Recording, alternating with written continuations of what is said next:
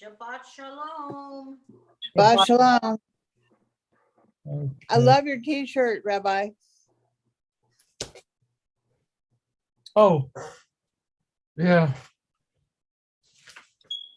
The one that I get the most I have comments, no sound. I have, I have no sound.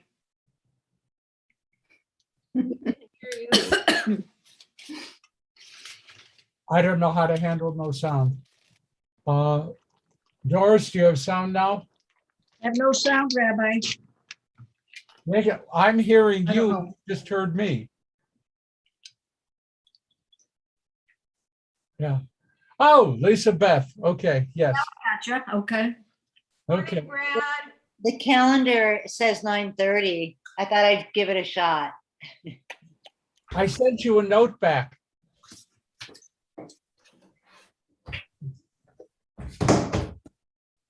Okay. Good Shabbos. It's good to see everybody here. Let's see. All right. Okay. Baruch atah Adonai Eloheinu melech haolam asher Yanu b'mitzvotav v'tzivanu lahadlik b'divrei Torah. la'asok b'divrei Torah. Yeah, especially because we're beginning all over again. I want to thank you for last week. I made a private personal request that we enter the new year with a sense of respect and making room for everybody, and that we limit the frequency of comments so that other people can participate. And you know what happened? Everything good. Last week was terrific. And I even got notes from people saying, thank you, everything is fine. Okay, so that's good. Cindy, you've changed now that you're doing your own hair. It's a different format, right? Okay, looking good. And I'm seeing Brad smiling, which, by the way, is a good thing. I'm really pleased to see you smiling. That's a happiness. I want to begin by mentioning those of you who know Abby Barron or who are comfortable in contacting her. She's having a very difficult period with her health. And it would be cool if some of you who are comfortable to do so would just reach out and say, hello, and we miss you on Shabbos morning and hope that you're going to come back and so forth and so on, okay? So I'm a little bit aware of what's going on.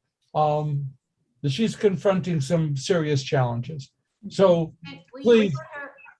Will you put her name and email in the chat, please, someone? Okay, I can't do it now, but Oh, if someone else could. thank you. Abby Barron, Baron. Okay. Checking in.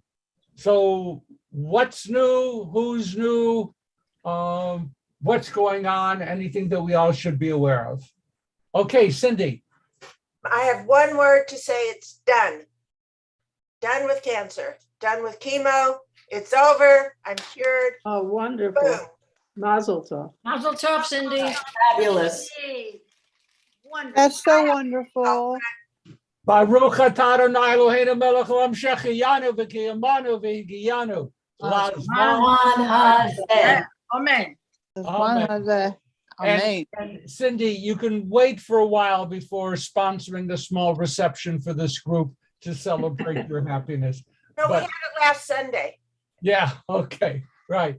And by the way, Mazel Tov again on Sisterhood, Women of Wilshire Boulevard, for what I was told, since I was not allowed to be there, since I was told that it was a magnificent program and very exciting from 100 different directions. So Mazel Tov for your persistence, Mazel Tov to the Sisterhood, to the women of Wilshire Boulevard Temple, and everyone together. So great. Onward and upward. Susie, Doris, and Diane came early and helped us set up. Thank you. Thank you, Cindy. Welcome. Wow, and I got to meet Risa in person, and I got to meet Suzanne in person, and all these beautiful ladies. It was wonderful. It was just wonderful. Okay, so now, anything else that people want to share? Elizabeth, are you settled in? You're living in a real place? Yeah, we've been in Dana Point since August 1st, and having lived in LA for 30 plus years, we're sort of baffled that we never discovered this paradise. So I live in paradise. It's amazing. I have a view of the ocean from my window. It's incredible. You're in Dana Point, is that what you said? Yeah, we're in Dana Point. Beautiful. It's I gorgeous. I seem to remember that there's a major orchid business in Dana Point. Am I way off on this? No, there's a big whaling season because they cross by here in their migration patterns. No, you're saying whales. I was saying orchids. Oh, orchids. I'm so Not sorry. orca. Or I have no idea. We're still getting to know the culture. I have no idea. you see whales when they come by? We haven't been here that long. We're not in the season at the moment, but we're going to check it out when they do come. Fantastic, fantastic. Okay, anything else going on? Super. Oh, Susie? Down in the bottom, for me, she's in the bottom. We have a new name. Her name is Kelly Aaron, and I want to welcome her today. She's a very, very good friend of mine. I am the godmother of her son, Zachary, who is now 22 years old. Oh, So wow. welcome, Kelly. Hi, Thank you. Kelly. Thank you. Glad to be here. It's a pleasure. Any friend of Susie Is a friend of mine. is suspect, but Oy vey. yeah, Probably true. uh, Probably true. Behave yourself, feel Kelly. comfortable. We gain each week the privilege of some additional wonderful people, and that's great. Calendar. I don't usually do this, but I am going to do it. October 6th, Jews United for Democracy and Justice, Judge, JUDJ, which runs a social justice program at 5 o'clock every Wednesday afternoon and has done it now for over a year, free. This Wednesday, the guest at 5 o'clock is Joe Manchin, and he's going to be interviewed for an hour. So I After just your birthday?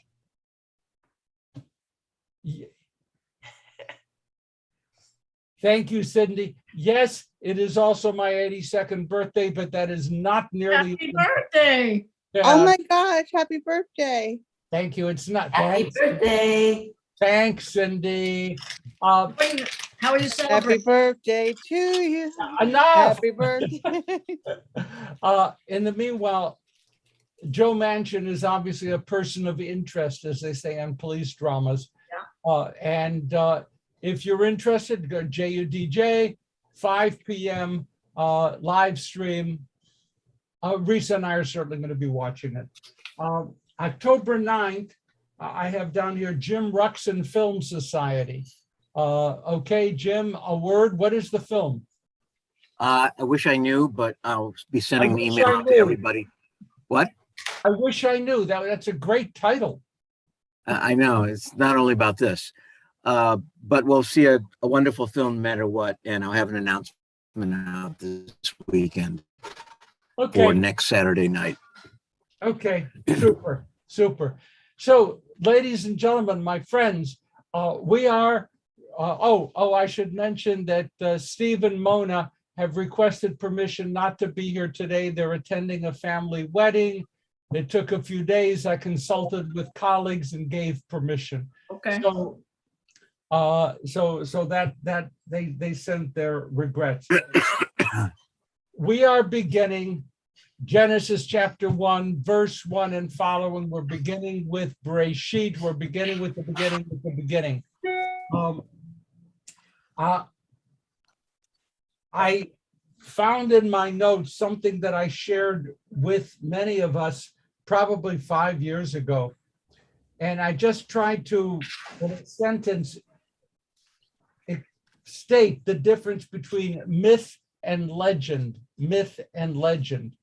And I wrote, myth is something that was understood as having happened and that explains or validates important aspects of existence. Again, myth is something that was understood as having happened and then explains or validates part of human existence. Sacred tales to explain our world. So the myth of Apollo riding a chariot across the sky explains sunrise, sunset. It also is a Jewish song.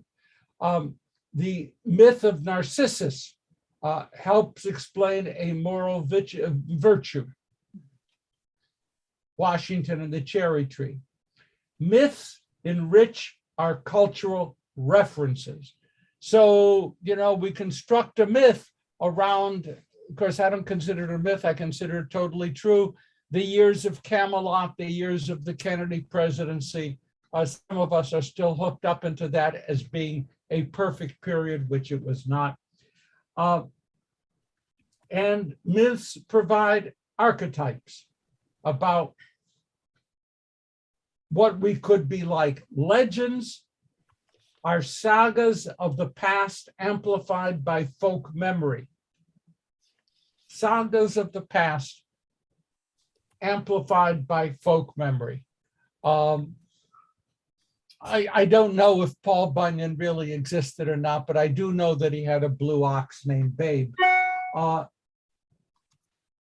Many legends are built into religious traditions and miracle stories, somewhat believable, not necessarily believed. In any event, I just wanted to put out there that what we are looking at in the book of Genesis, Genesis 1:1 and following, if you read Rashi and Ibn Ezra and Ramban and all the other good commentators, you get to a point where you realize they believe this actually happened as described in the Torah text. Others of us approach the first chapters of Genesis as myth, not legend, as myth, as stories which explain important aspects of existence and explains something that happened. As a myth, what happens is, well, what really happened is the world came into being. Whether it's Big Bang or any other way, the thing that came into existence is the universe. Genesis 1:1 and following explains how that happens, either, if you will, factually, or if you will, in a mythic or mythological structure. Also, remembering the story of Adam and Eve and so forth and so on, what are the key elements that come at us when we think about the whole story of creation, Adam and Eve, the Garden of Eden, Cain and Abel, on and on? What aspects of human existence are really being explained or introduced here? What? You can help me with this. Rabbi, I believe it's God showing the world that he's a creator, he's God, he's the only one true living God. And it's a love story. It's just a story that begins with how he creates everything. He speaks into existence, everything. Let's keep our answers brief if we can. Yes, sir. Yes, sir. That's perfect. That's great. Okay. Some more things that are explained, Effie. That mankind is not very good to each other, starting with Cain and Abel and the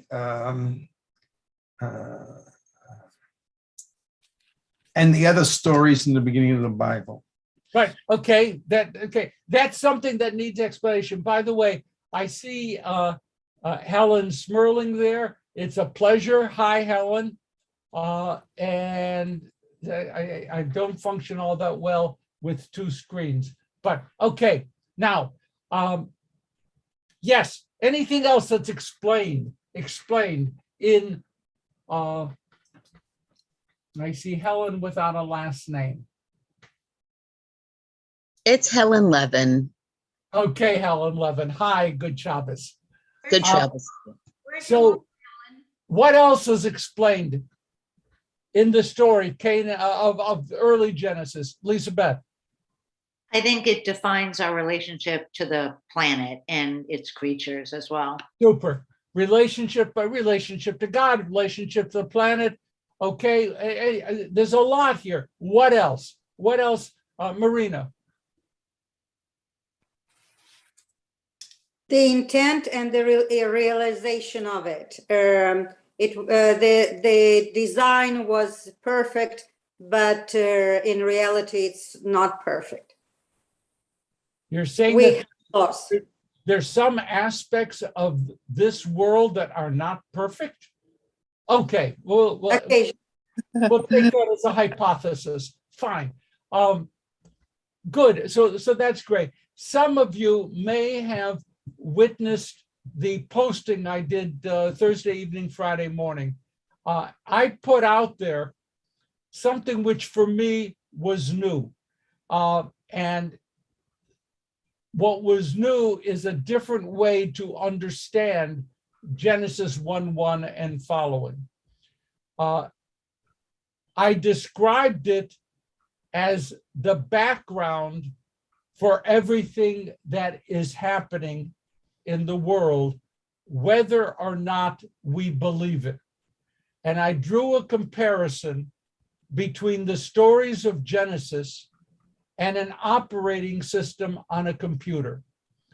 And since I am hopelessly illiterate computer-wise, I, of course, called a grandson who was a junior in engineering school, so he hopefully knows something. And he talked me through how an operating system runs in the background and makes everything available up on top. But you don't even know the operating system is functioning. You don't have to know. The operating system kicks on when you put the power in, power goes, out it comes. And what I'm saying is that in a similar way, Adam and Eve are part of the background operating system of Western civilization. Most of us won't believe it. That's fine. But it's in the culture. It's beneath the level of consciousness. It's there. Cain and Abel, the murder, the snake, the eating of the forbidden fruit, the expulsion from the garden, the departure from paradise. Each of those elements is part of the non-conscious background elements of all of Western civilization. It's there. Even the most profoundly committed atheist is still going to have in the background of that person's cultural awareness all of these stories. So again, it's like the operating system for Western civilization. So at some level, it no longer is vitally important to determine whether or not these things happen. What is important is to recognize the ongoing impact of these, from my perspective, myths in the functioning of Western civilization. And anyhow, that was my chidush. That was my innovative approach toward the Garden of Eden and the story of Genesis for this moment. Any comment? If not, we're going to move forward. Okay, Mara. One comment. So Genesis begins in the beginning and says Barosh, Bereshit. Bereshit. Aye. And I wonder if we can look at this as Rosh's head and everything that's being created is in God's head, so within God, and therefore we're all part of a godly universe. There is no separation. We are God in essence. You know that you write beautiful midrash. Someday you're going to write a book of midrash, and that's going to be fabulous. Bereshit, the root is Rosh, right? Rosh, head, beginning. The word itself, Bereshit, is very difficult to translate. And there are major different interpretations. One would say Bereshit, with Reshit, and define Reshit as the Torah, and therefore God created the universe using the Torah as architect's blueprints. That's one interpretation. Bereshit can also be read as at the beginning of the time when God created. Or it can be translated, in the beginning, God created.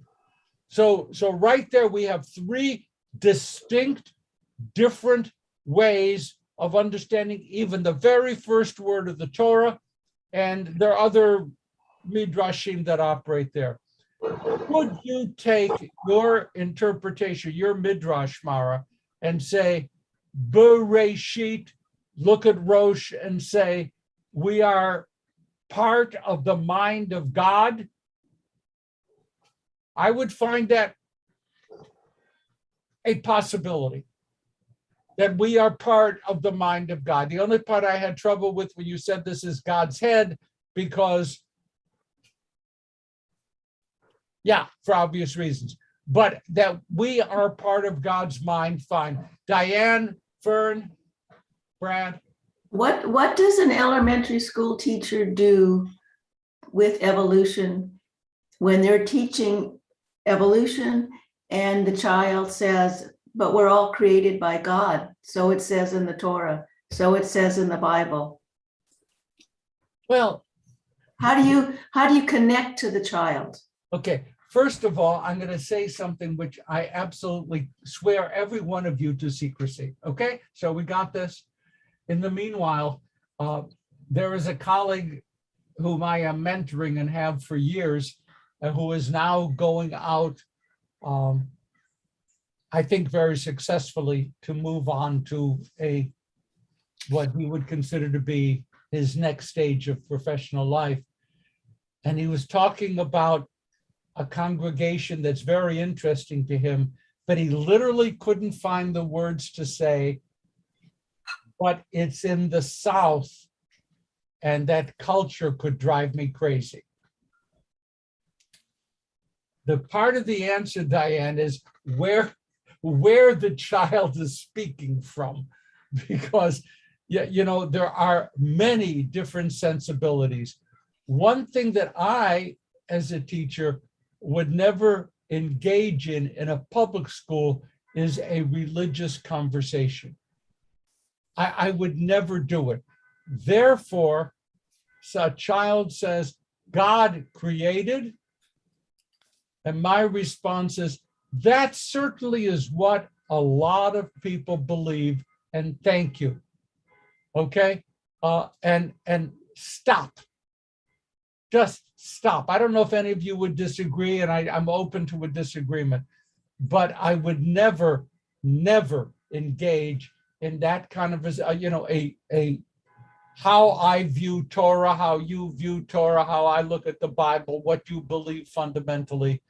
I've had people in my older people, teenagers, college kids in classes, who at times testified to fundamentalist beliefs. And thank you. That's good. I understand. I respect that.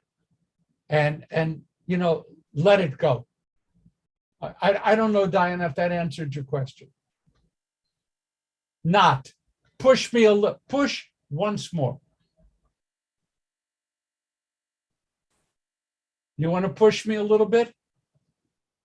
my daughter teaches evolution in public school, and there are children that are learning through Christianity and their Bible that evolution doesn't exist, that man was created by God. And there is a conflict in the classroom. There's a problem. What age group? 6, 7, 8, grade 6, 7, and 8, Okay. middle school. Okay. So she has to teach it. She's obliged to teach it because that's what the school recommends. But there are children who fight it. There are a number of teachers on this call, and I would really be grateful if you would respond to Diane privately. I would say, Diane, the school mandates the teaching of evolution. That's what the curriculum is. That's what the school board demands. That's what happens. A child says, no, this is not true. This conflicts with my church. And that truth is going to be out in the world. And it might be possible, not for kindergarten, for 7th grader, 8th grader, to be able to say, if you and I would have a chance to talk, and maybe with your parents, maybe you would like to make a brief presentation about how your family views this, so that people can hear, and then go back to the curriculum. Don't set up a big debate and this is good and this is good. You have to make room in our world for difference. On the other hand, I won't yield my commitment to truth because there are those people who perpetually will not accept that truth. So is the Torah saying that the beginning is not evolution, but Adam and Eve? The Torah can't say not evolution because evolution was not something the Torah grappled with. So is the Torah saying it's Adam and Eve? The Torah is saying what it's saying there. The rabbis will take it, will interpret it, will change it, will grow it. We are not stuck with the literal words of what it says in the text. The rabbis never were stuck with the literal words. They interpreted and they expanded. I would never, ever teach to adults Genesis without bringing in rabbinic expansions and how they viewed it differently. I'm going to have to move on. Tamara, do you want to offer I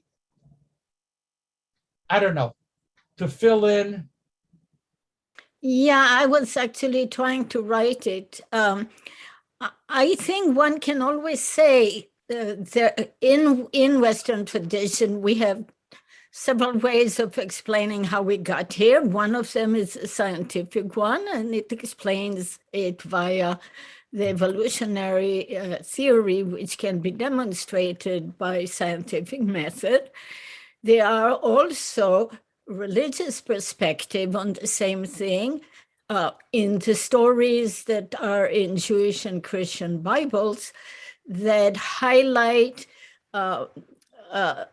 elements that are not part of scientific explanation.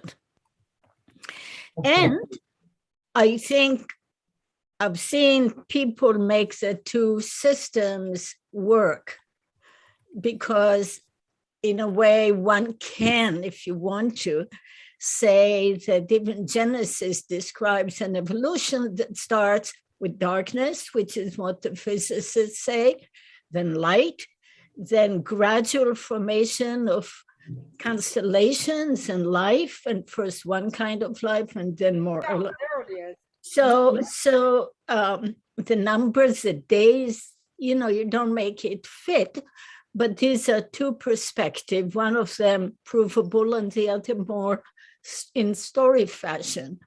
So they don't have to be held in conflict. Thank you. And I'm going to move on from the topic, but just to say that the comments are terrific. And I really recommend the comments in the chat. Oops, Jim just got another big one. your comments are terrific. We're moving on to different topics. Let's say, if I remember, Fern and Brad. Well, I'm kind of blown away by the conversation that we're redoing the Scopes trial. Yeah. I mean, I think it's outrageous. This is what we need to teach, and if religious people don't like it, go to religious school. We have a public school system that teaches science. That wasn't what I was going to say. I was going to comment on Mara's seeing God as a unity, and I think it's an interesting comment and an interesting push-pull, because I think that Genesis talks a lot about the notion of separation, not unity, about division, about either or. It's very, and so does a lot of Judaism. So that feels like a push and a pull of our religion. I don't know how you feel about that, Rabbi. Well, should I start thinking about it after Havdalah tonight, in which we separate between? We separate everything, and we have very, very bilateral ways of seeing things rather than either unified or multilateral ways. And then at the same time, we reify echad, one. Right. We reify echad, and it's both. It's not separate. Okay, Brad. Well, I too am going back to Mara's comment, and I'm thinking about creation story as being both macro and micro. Macro being the creation of the universe, but the micro side is that we are created in God's image. We too are creators. So we are partners. And it's our job, in a sense, to recreate the universe that God has given us and make it into a better place. Beautiful. I'm going to go to my curriculum. Okay, Effie, and then I'll go to my curriculum. Well, I don't understand everything in this world. Nobody does. And I personally believe in the Bible as it was written. And I personally believe in what the scientists say. And on Saturday, I especially believe on the Bible. And during the week, I believe more in the scientific. But I believe in both. But I just don't know how to combine them that I can express it. So I don't have a problem, because I know I don't understand everything in this world. Yeah, and that's beautiful and honest. And you have actually done more than just that, because while you're struggling to understand, you, Effie, live it. Okay? So at one level, struggle to understand, the other level, living it. And I am very much in tune with that kind of approach. On the other hand, I take personal umbrage at your statement that no one understands everything. Except for you. Except for you. Excuse me. You didn't say that, and I'm hurt. Okay.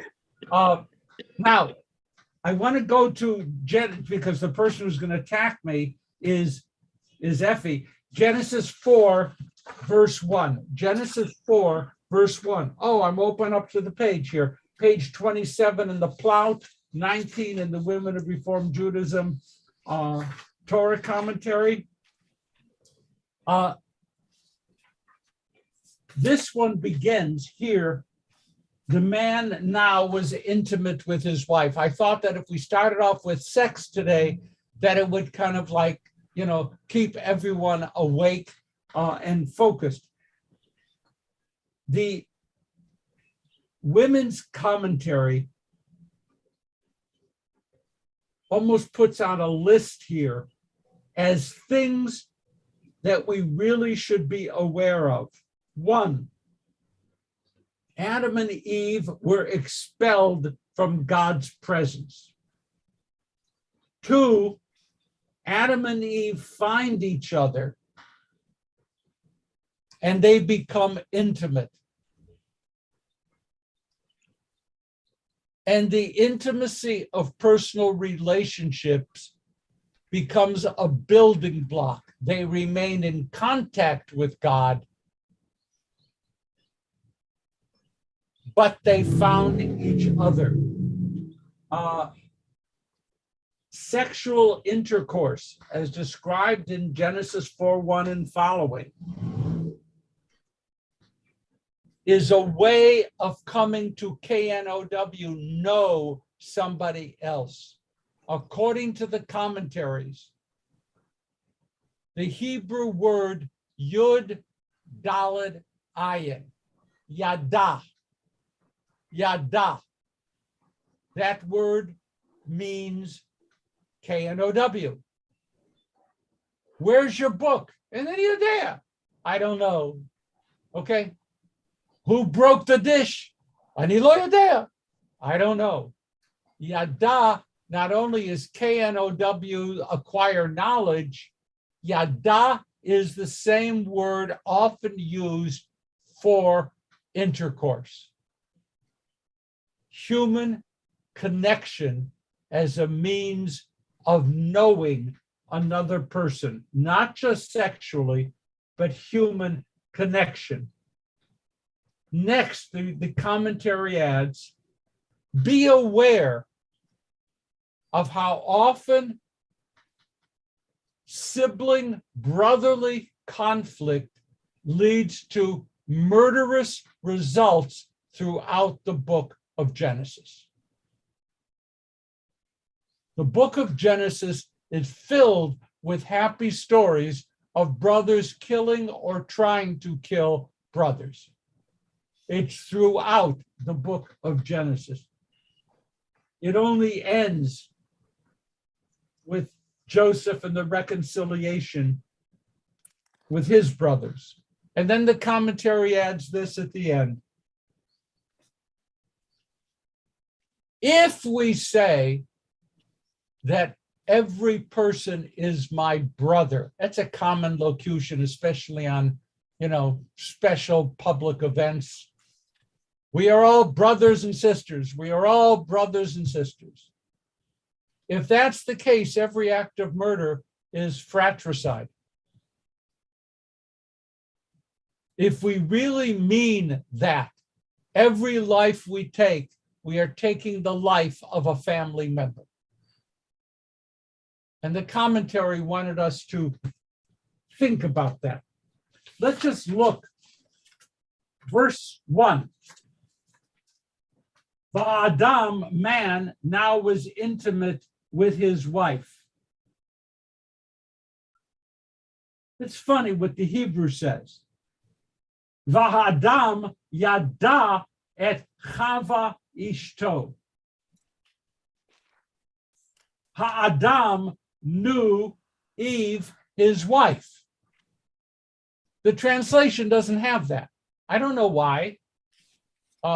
Though I should know everything, Effie, but I don't know why. Why is Eve's name dropped out of the translation? Veha Adam is a play on Adam's name. Adam, do you know the word that grows out of the word Adam? That is an important Hebrew word. Adamah.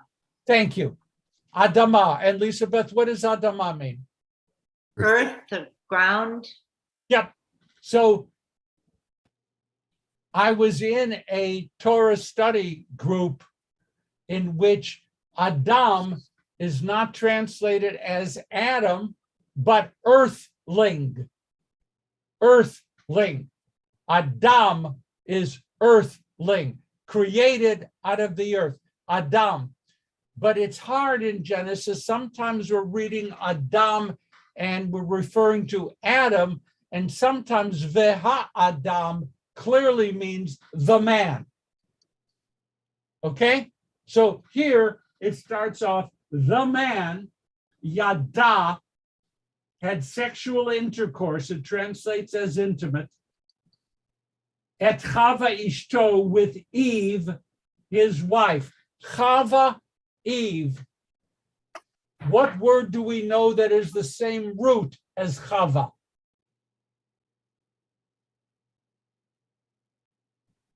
To life, to life. Or Nagila. Hava Nagila.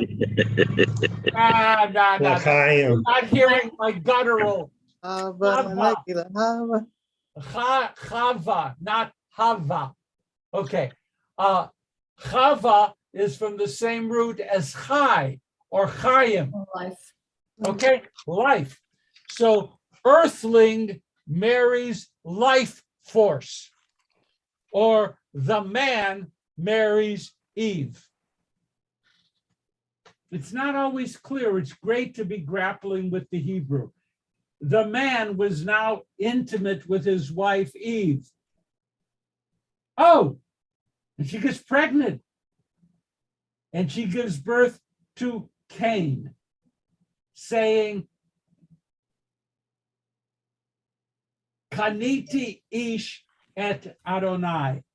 Now, Cain is from the same root, we believe, as acquired. Who put that in? Joseph Perling? Yes. Acquired or purchased. Kaniti, I bought. Kaniti. A Kaniti Sefer, I bought a book. So I have acquired a man, et Adonai, which properly translated here would be with God. She views the acquisition, the right to be able to have, you're reading J. Crum, Howard. Okay, that's a great Bible commentary. I love it. I recognize that. Yes, J. Crum, there it is. And so Eve says, whoa, I'm pregnant. By the way, there weren't any pregnancies before, so it's a little bit of a new thing. You mean if you do this and I do that, I end up with this? And the answer was, yeah. Okay, so she makes a claim, and this claim is repeated in wedding services over and over. Lo ish below isha, lo isha below ish, velo shnehem below shchina. No man without a woman, no woman without a man, and the two of them together do not work unless God is present. Lo ish below isha, lo isha below ish, velo shnehem below shchina. It's a very interesting thing. Right from the beginning, she stakes out the fact that even though we may know the mechanics of sexual reproduction, there's still an element of the divine in the process, and that God is like a third parent of the child. When I first learned this, I thought, wouldn't it be great if the third parent would pay part of the college tuition? This would be a nice thing too. But that, at least somebody laughed. Okay, so that's part of that. Okay, so Kaniti, I have acquired. Let's go on with the text. Man was intimate, became pregnant, gave birth to Cain. Both I and the Eternal have made a man. And now verse 2 is a little bit interesting. She then continued giving birth to his brother Abel. It reads like she gave birth to twins. Tamara, is that a terrible reading? That could be twins? It doesn't say that she had intercourse again.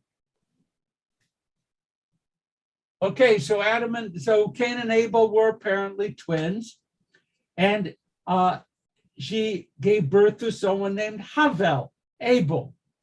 And Abel became a shepherd, and Cain tilled the soil. When the women's commentary said these myths give birth to existing conditions, they explained them from the beginning. One of the things that is natural in the world that the biblical understood is a conflict between shepherds and farmers. Outside for during the day. Okay, so you see the shepherd and the farmer. Abel, a shepherd, Cain, a farmer, and that they would be defined in that way as the typical struggle that happened out west. the ranchers and the farmers, right? Same thing, same kind of a process. But we know Kayin, Kaniti, I acquired a child with God's help. I have this child, Cain. What about Hevel? What about Abel? Where does that name come from? Any thoughts? Okay, Lisa Beth, you have your hand waving in the stratosphere. Well, when I was studying Kohelet in college, his supposition was that it came from Havel, vapor, mist, or Havel, Havrulim. But I don't know if that's true, but I've held on to that. No, it's true.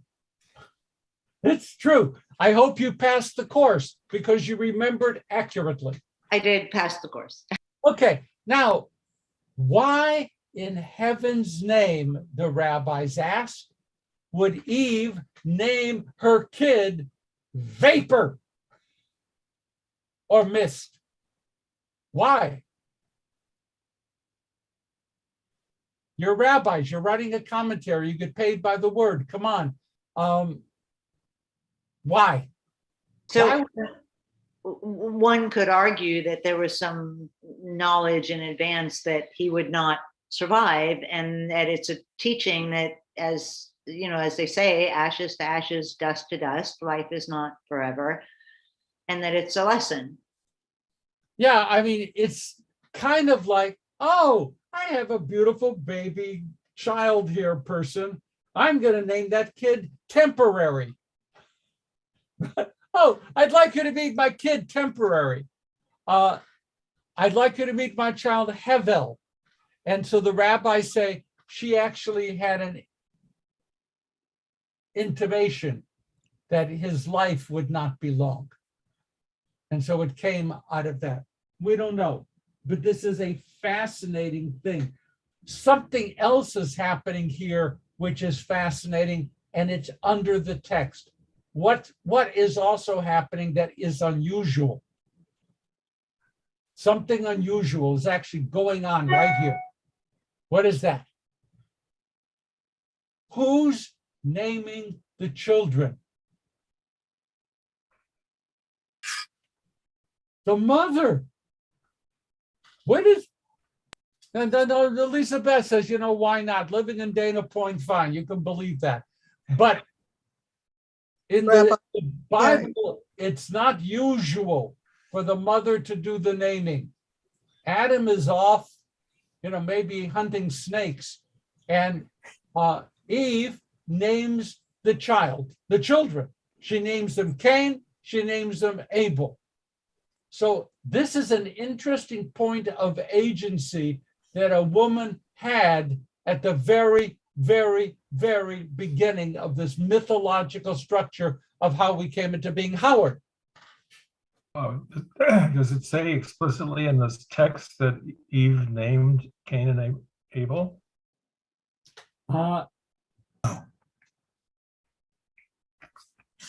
She gave birth to his brother Abel. Okay, and gave birth to Cain. Adam is not mentioned, and literally, you are correct, Howard. It doesn't say, and Eve named Cain, and Eve named Abel, but he's not present. Can you believe a husband not being present when the wife is giving birth? Yeah. No way, no way. Right, no way, except sometimes way. Howard, the point is well taken. It doesn't say who named the child. And Tamara points that out as well. I prefer to see this as validation of the woman's role at the beginning of creation. Okay, that's my take. And you don't have to accept it.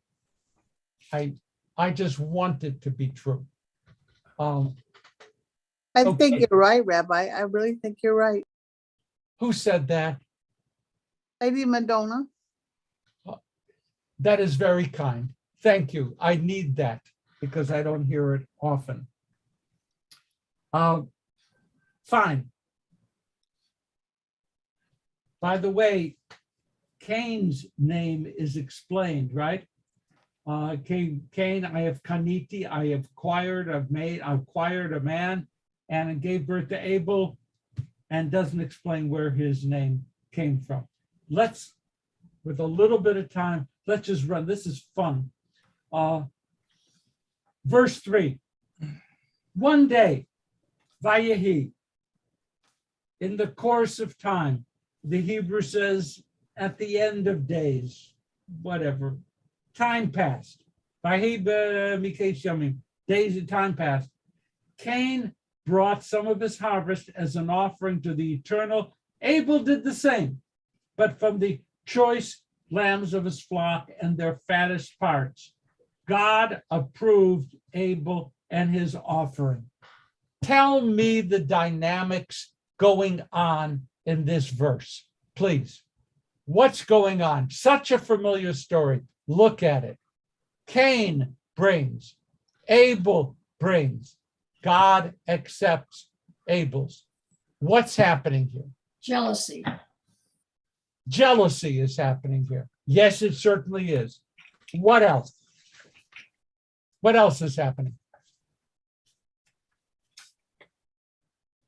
God sees the jealousy and he accepts the offering from the child with the intentions and a heart that's good, and rejects the other child's offering because his heart is evil and darkened. So, how do you view God in this story? How do you view God's activity in this story? Okay, I see. Okay, Kevin. There. Okay, yeah. Well, one, I'm wondering how you view the parents, because the parents are gone. So at what point do the children leave? And then the parents, Adam and Eve, had a falling out with God, but yet the children now see God as being the, I guess they look up to God. But in this passage, it says, Abel brought the choicest, meaning the best part of his flock, and Cain just brought an offering of food. It wasn't the choicest. So I guess that's the one key point I saw was, that one brought the best of what he had. Perfect. Good. What else is going on? How does God handle this fact? How does God handle it? Let's talk about God as a divine figure here. How does God handle it? Very poorly. Okay. Okay, that's Mara, not Harv. Okay. Yes. So a question and then a comment. Did both Cain and Abel bring offerings to God? Because what I'm reading says Cain brought of the fruit of the ground an offering unto the Lord, and Abel, he also brought of the firstlings of his flock. So is it possible to assume that only Cain brought an offering to God and Abel didn't, and that Abel was struck down by God because, in essence, he did not bring an offering to God? I think that's a push. I think the parallelism of the text, the parallelism calls for both brought offerings to God. I believe it's safe to say that the parallelism in the Hebrew, they're both Hevel Hevi Gamhu.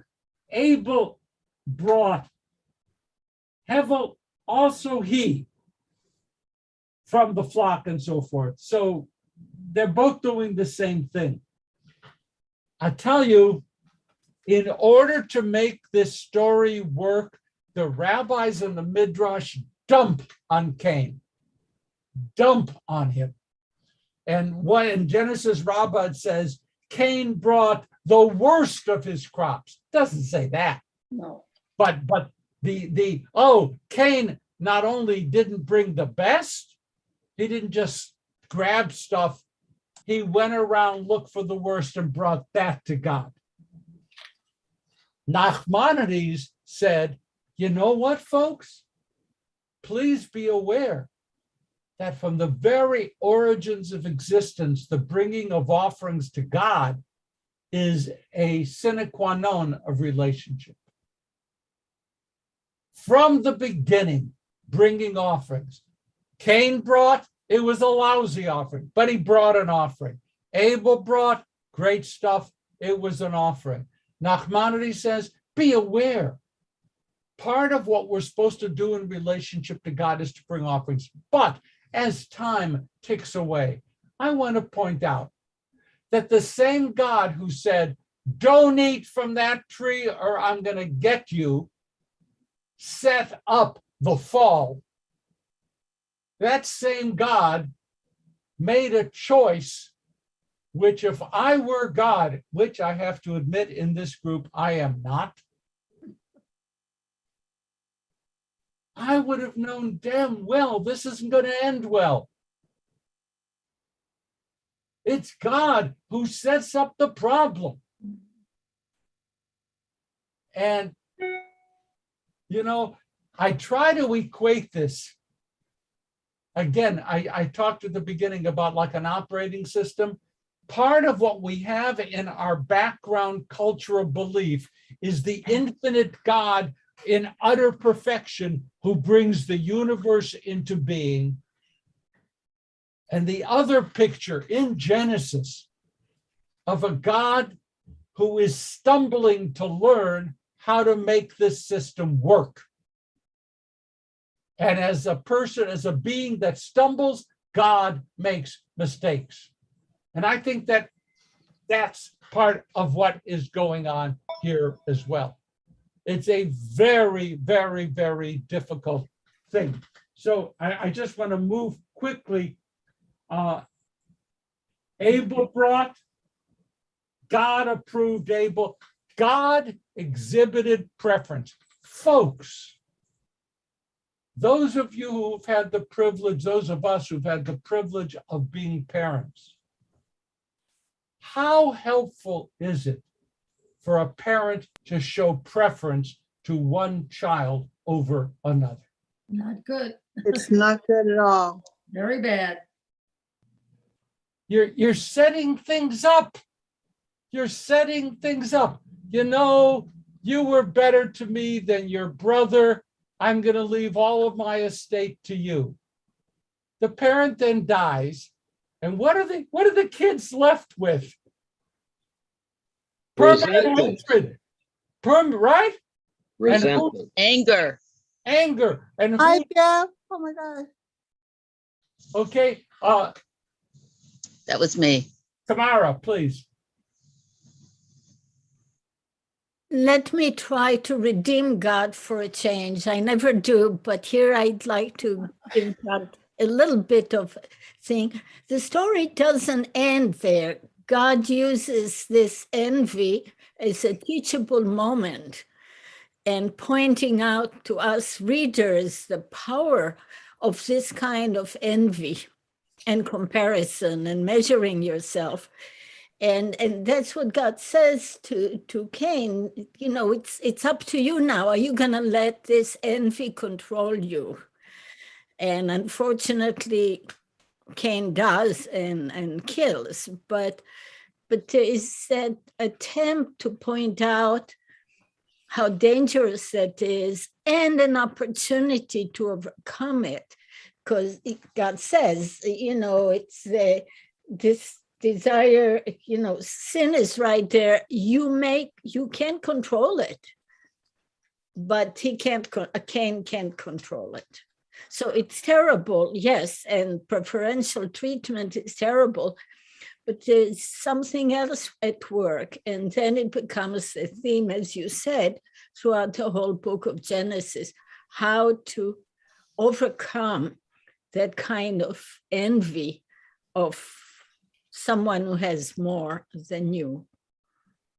I think of the brothers of Joseph and the problems of envy. We're going to have to end here. Jeff, you had a quick comment to add. You're happy you're here. I'm happy. I recognize you. Do you like to bring something in quickly? No, it would be a little longer discussion than that. So thank you for at least realizing the hand was up, but I appreciate all that you've said today. Thank you. Oh, I'm really glad I called on you. Well, I can end. Lady Jones, a quick comment. I just want to thank you, Rabbi, for everything, and I'm glad that Jeff is feeling better. And well, it's good to see him. I want to say that if we just don't covet and don't envy and don't be jealous and be grateful for what we have. And I want to ask you a question, Rabbi. I play music, so I want to make that an offering to the Lord to be a service to others, not about myself. And I'm just going to see what God does, because I think God looks at our hearts and our intentions, and he gives us gifts to share, not to talk about ourselves, because there's only one God and it's definitely not me. Thank you, Rabbi, for your beautiful study today. I'm just going to end right there. We're going to go to Kaddish. Thank you very much. Our group is rich and wonderful. And okay, Dr. Ashkenazi wants to point out that I'm a little harsh on God. And I will, as the year unfolds, I'll try to be, I have to, God's got a lot of trouble right now, so I shouldn't be part of the problem. There's so much more that I don't understand here. And we'll get to it next year, and God willing, that'll be terrific. We're going to join in Kaddish. And again, I thank the people who remain so we can have a minyan for the Kaddish. And I think that's terrific. Thank you. Thank you. Those who passed away during the past month: Frank Barnes, Dan Bunin, Mildred Chains, Sandy Chatkin, Phyllis Copen, Ruth Davidson, Seema Gapsky, Gloria Gold, Winnie Coltman, John Kim, Cynthia Levine, Mary Marina, Howard Flug. And yortzites from this past week: Joan Adler, Louise Baer, Harry Bender, Lenore Berkowitz, Sam Bernstein, Gerald Blankfort, Bernhard Bonwit, Miriam Bransky, Edward Brooks, Stanley Brown, Meyer Cohn, Alan Cohen, Henrietta Colton, Hector Del Sol, Abraham Drach, Doris Epstein, Albert Ezor, Jordan Feldman, Helen Figlin, Marvin Fishman, Bill Flansbaum, Marjorie Zash Flicker, Marlene Friedman, Ray Friedman, Rebecca Galper, Carol Gantz, Dorothy Galvin, Sydney Wells Gaylord, Harold Gelfand, Lillian Gelfand, Beverly Gersh, Shirley Firestein Gertz, William Glick, Richard Goldman, Madeline Goodwin, Ben Gordon, Jules Gordon, Nathan Gordon, Evelyn Greenberg, Erna Heller, Brenda Mill, Margaret Hochschild, Betty Hollander and Jenkins,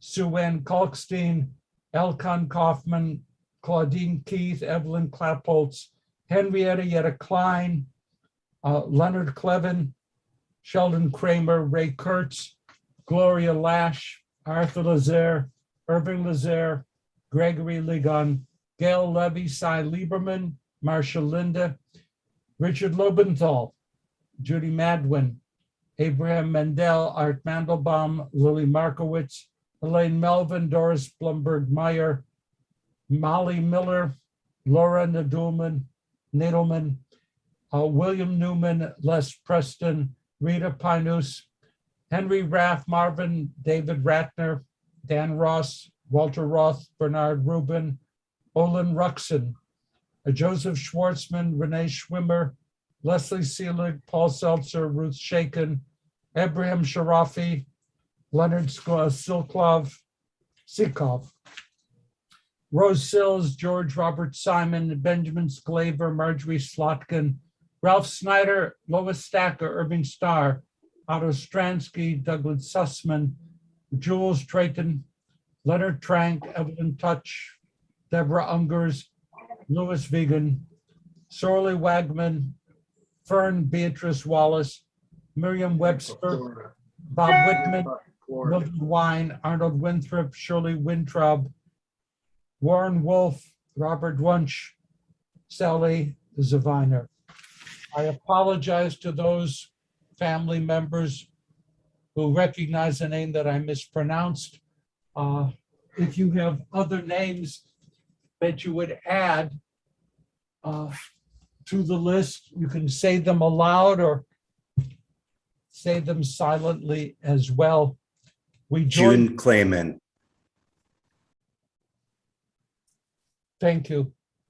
Thank you. We join together in Kaddish. Yitgadal v'yitkadash sh'kol haba. Amen. Yalma divra yurikeh. Yamlit malchuteh. V'chayechon of V'chayei beit Yisrael.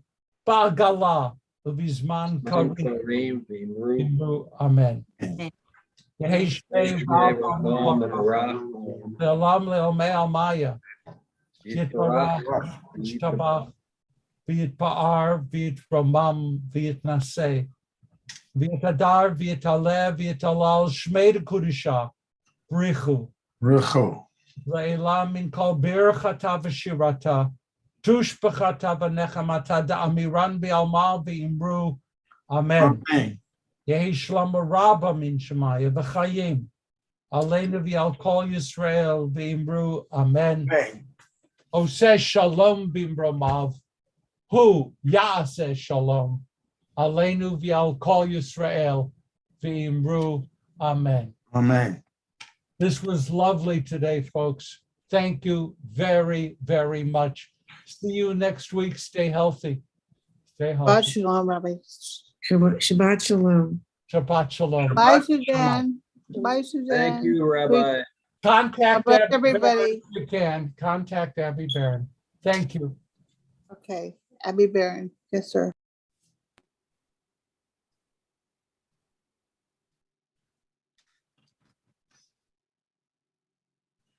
Did you watch the movie yet, Howard?